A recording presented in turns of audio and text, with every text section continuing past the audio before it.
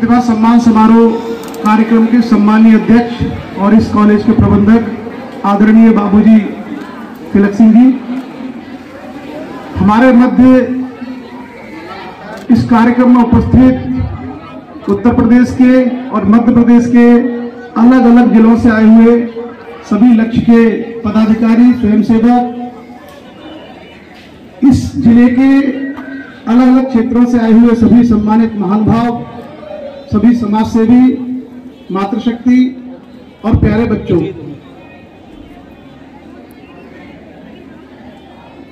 आज तकरीबन यहाँ पे 93 स्टूडेंट्स, 93 बच्चों को अलग अलग क्षेत्रों में विशिष्ट प्रदर्शन करने के लिए सम्मानित किया जा रहा है, जिसमें 50 से अधिक बच्चे 10वीं क्लास के हैं, कुछ बच्चे 12वीं क्लास के, IIT, नीट, विद्या ज्ञान, सैनिक स्कूल, नवोदय। मैं उन सभी बच्चों को और उनके माता पिता, उनके अभिभावक, उनके गार्जियंस को बहुत बहुत शुभकामनाएं देता हूं, बहुत बहुत बधाई देता हूं। हम लोग ऐसा प्रेडिक्शन है कि मौसम खराब हो सकता है और बहुत दूर दूर से लोग आए हैं, तो कई सारे जो वक्ता थे जिनके नाम मुझसे पूर्व लिस्ट में थे, समय अभाव के कारण वो शायद अपनी बात आज यहाँ नहीं रख पाएंगे। उसके लिए मैं अपनी तरफ से और हमारे लक्ष्य परिवार इटावा की ओर से क्षमा प्रार्थी हूँ। दतिया कहाँ पड़ता है मध्य प्रदेश में? बुलंदशहर, औरैया, इटावा, मैनपुरी, फिरोजाबाद, फर्रुखाबाद, कन्नौज, भिंड, ग्वालियर, बहुत सारी जगह से यहाँ पर लोग आए हुए हैं। मैं आप सब लोगों को इतनी लंबी यात्रा करने के लिए और समाज के प्रति आपका जो प्रेम है उसके लिए बहुत बहुत साधुवाद देता हूं कि आप किसी नेता की रैली में जिंदाबाद करने या पूरी खाने नहीं, बल्कि अपने समाज को आगे बढ़ाने के लिए आए हैं। और इसके लिए आपकी गाड़ियों में डीजल नहीं डलवाया गया, आपको बसों का किराया नहीं दिया गया। ये मैं इसलिए कह रहा हूं क्योंकि ये किसी भी समाज में होने वाले क्रांतिकारी परिवर्तन को मापने का पैरामीटर है। अगर हम किसी लालच या स्वार्थ से कहीं जाते हैं तो उससे कभी व्यवस्था और समाजों में बदलाव नहीं होते, लेकिन जब कभी हम बिना स्वार्थ के अपना धन, अपना समय लगा करके जाते हैं तो वो इस बात को रेखांकित करता है कि समाज के प्रति हम संवेदनशील हैं और इसमें होने वाले बुनियादी बदलावों में हमारी सहभागिता होगी। मैं आप सभी लोगों के इस उदार हृदयता को, समाज के प्रति आप लोगों का जो अनुराग है, उसके लिए पुनः बहुत बहुत साधुवाद देता हूं और आप सभी का बहुत बहुत आभार व्यक्त करता हूं।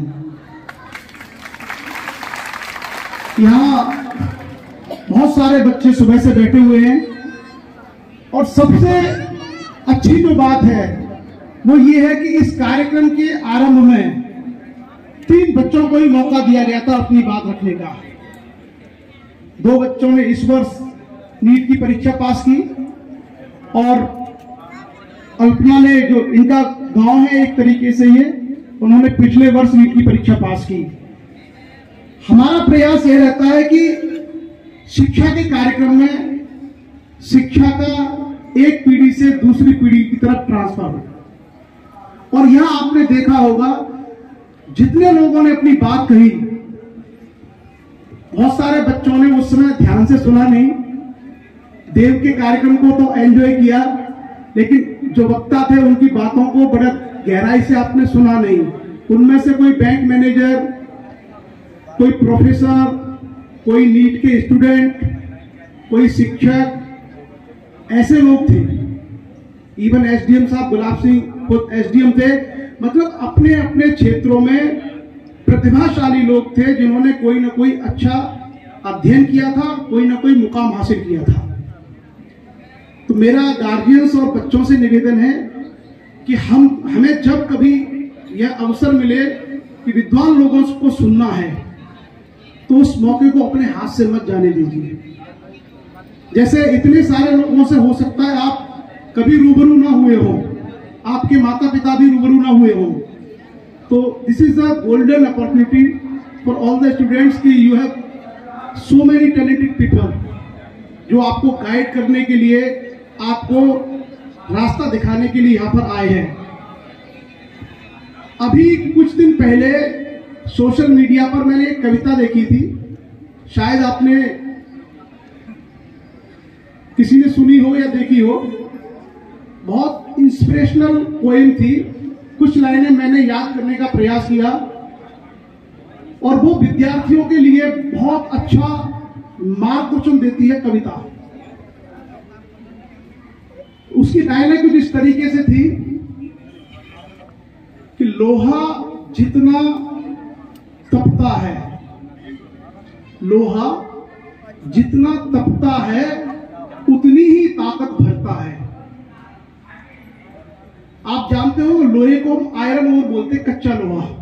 तो आयरन ओर जो होता है वो मिट्टी की तरह होता है, उसको गलाया जाता है, फिर उसको ढाला जाता है भट्टी में, तब जाकर के वो स्ट्रेंथ पकड़ता है, तब जाके वो मजबूत बनता है। गाटर है, सरिया है, पाइप है, अदरवाइज वो रेत के बुरादे की तरह होता है। तो लोहा जितना तपता है उतनी ही जैसा बनना है तो सूरज जैसा जलना होगा। हर संकट का हल होगा, आज नहीं तो कल होगा।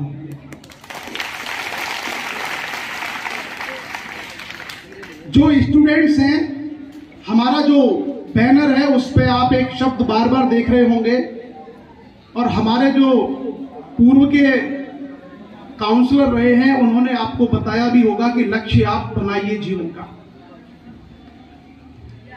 अक्सर मेरा जन्म एक गांव में हुआ और हम में से 99% लोग गांव से ही बिलोंग करते हैं। गांव के बच्चों की सबसे बड़ी समस्या होती है कि उन्हें यह नहीं पता होता कि उन्हें करना क्या है लाइफ में, सही समय पर नहीं पता होता। उनकी सबसे बड़ी दुविधा होती है कि हमारे जीवन का लक्ष्य क्या है, हमें करना क्या है। जैसे अल्पना ने 5वीं बार में नीट का एग्जाम क्वालिफाई किया और ये ऑल इंडिया में हमारे समाज में टॉपर, इनको एम्स मिला। आप सोचिए जो बच्ची इतनी टैलेंटेड है, अगर इसको ये जानकारी या गाइडेंस सही समय पर मिल जाती, जब ये 9th क्लास की स्टूडेंट थी, तो हो सकता है कि पहले अटेम्प्ट में ही ये नीट क्वालिफाई कर जाए। सो आपके लिए सबसे बड़ी चुनौती, सबसे बड़ा आपका जो विषय है विद्यार्थियों का, वो है अपने लक्ष्य का निर्धारण करना। और इसके लिए